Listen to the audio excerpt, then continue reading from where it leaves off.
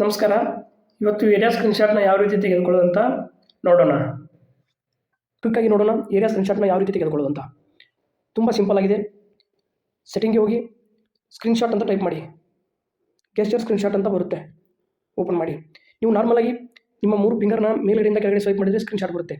ನಿಮಗೆ area screenshot ಬೇಕು ಅಂದರೆ ಎಷ್ಟು ಏರಿಯಾ ಬೇಕು ಅಷ್ಟು ಮಾತ್ರ ನೀವು ಫಿಂಗರ್ನ ಸ್ವೈಪ್ ಮಾಡಬೇಕಾಗುತ್ತೆ. ಈ ಥರ ಮಾಡಿದ್ರೆ ಫುಲ್ ಸ್ಕ್ರೀನ್ಶಾಟ್ ಬರುತ್ತೆ. ಇವಾಗ ನೋಡಿ, ಈ ಥರ ಏರಿಯಾ ಸ್ಕ್ರೀನ್ಶಾಟ್ ಬರುತ್ತೆ. ನಿಮಗೆ ಯಾವ ಏರಿಯಾ ಬೇಕು ಆ ಏರಿಯಾನ ಎಷ್ಟು ಬೇಕಷ್ಟು ಸೆಲೆಕ್ಟ್ ಮಾಡ್ಕೋಬೋದು.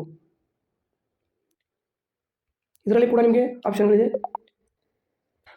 Rounded rectangle, circle, heart shape, poop, cloud, pop print, expression, lasso, ಈ ಥರ ಲ್ಯಾಸೋ, ಡೂಡಲ್, ಈ ಥರ ನೀವು ಸೆಲೆಕ್ಟ್ ಮಾಡ್ಕೋಬೋದು. ಇದಾದ ನಂತರ ಸೇವ್ ಕೊಟ್ಟರೆ ಸ್ಕ್ರೀನ್ಶಾಟ್ ಸೇವ್ ಆಗುತ್ತೆ.